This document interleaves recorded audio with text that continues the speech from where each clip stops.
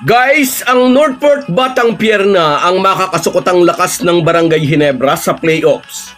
Matapos ang malaking panalo ng Talk and Text laban sa Phoenix, nagkaroon ulit ng paggalaw sa top 4 at dumausdos ang LPG Masters sa 4th place. Kaya naikasa naman ang kanilang pakikipagsagupa sa dangerous na Meralco Bolts. Nakahabol ang Talk and Text sa huling spot sa lower 4 sa pagbabalik ni Jason Castro at RR Pugoy. Ngunit bilang 8-seeded team ay sasagupa sila sa pinakamainit na team, ang number 1 Magnolia Hotshots na may hawak na twice to beat protection. Yan at marami pang halo-halong topic ang ating pag-uusapan, kaya panoorin nyo ang bidyong ito hanggang dulo. Kung gusto nyong suportahan ang ating channel, please like and subscribe. Sa mga nag-subscribe na, maraming salamat. Malaking bagay po yan sa aming mga vlogger. At sa mga hindi pa, salamat sa inyong panunood. Mga ka-Republic, sa wakas ay malinaw na ang pairings sa quarterfinals matches. Nanatili sa top 1 ang Magnolia, napunta sa number 2 ang SMB, at sa pagkatalo ng Phoenix sa kamay ng Talk and Text ay napunta naman sa number 4 ang LPG Masters. Umangat sa number 3 ang Barangay Ginebra, kaya hindi na ang number 5 Meralco ang kanilang makakabakbakan sa playoffs. Sa halip, ang Northport Batang Pier na ang makakasagupa ng mga mag-aalak. At marami ngayon na nagsasabi parang mas delikadong kalaban ang Batang Pier para sa Barangay Ginebra. Unang-una na dahil sa kanilang import na si Binky Joyce at sa lalong humuhusay na sharpshooter na si Arvin Tolentino. Sa natapos na elimination phase ay nagharap na ang Ginebra at ang Northport Batang Pier, kung saan ay nagwagi ang Gin Kings 103-93. Sa panalong ito, tumibay ang biyahe ng mga mag-aalak tungo sa pagsisecure ng isang slot sa top 4. Sinasamahan ng swerte ang Barangay Ginebra dahil nagkaroon ulit ng karambola sa top 4 standings. Umangat pa sila sa pangatlong pwesto matapos talunin ng Talk and Text ang Phoenix. At dahil nga umakyat sa number 3 ang Ginebra, Northport na ang kanilang makakatapat. May twice to beat bonus ang Gin Kings, ngunit gaya po ng lagi nating sinasabi, hindi dapat magkumpiyansa ang mga bataan ni Coach Tim Cone. Mahirap bigyan ng chance ang Batang Pier, considering na nasa team na ito ang dalawa sa pinakaasintadong shooter sa liga, sina Arvin Tolentino at nagtitimon sa kanilang opensa. Although malayo pa, napakalaki ng posibilidad na makasaksi tayo ng Clasico Finals.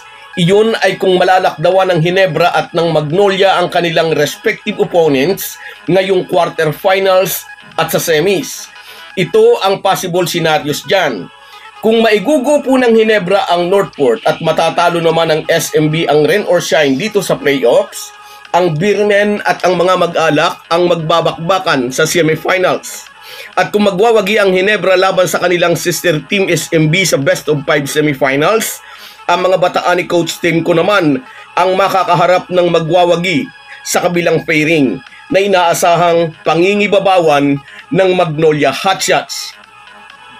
Pero inuulit ko, ito po yung mga possible scenarios pa lamang. Una, hindi nakasisiguro ang top 4 teams na madali nilang malulusutan ang kanilang mga katapat na nasa lower 4. Hindi nakasisiguro ang Ginebra laban sa Northport, although yamado nga ang mag-aalak dahil tanga nila ang twice to beat bonus. Hindi rin nakatitiyak ng panalo ang SMB laban sa rain or shine dahil alalahanin natin ang tropa ni Coach Xiangyao ang nagbigay ng unang talo ng napakalakas na Magnolia. Nariyan pa ang match na sagupaan ng number 4 Phoenix at number 5 Meralco Bolts. Bilog ang bola, lahat ay posibleng mangyari. Ngunit marami talaga ang tumataya sa mga yamado. Pero kahit tanungin natin ang mga sabungero, hindi laging nananalo ang yamado. May araw na nakakasingit pa rin ang mga dihado. Puro yamado ang nasa top 4 kasi nga protektado sila ng twice to beat protection. Ngunit once na makanakaw ng isang panalo ang team na dihado, dito na malilipat ang pressure. May momentum na ang nakaunang team patungo sa knockout game. At yan lang muna ang ating halo-halo updates. Hanggang sa muli. Bago tayo magpaalam, may imekos-mekos na natin ang ating shoutout. Shout out kina Argel Labutong, Jonis Diasis, Virgilio Martinez, Love Plus One, Weni Halos, Almera Sumola, Esen Arsenas Kabayan, Sosimo Aala,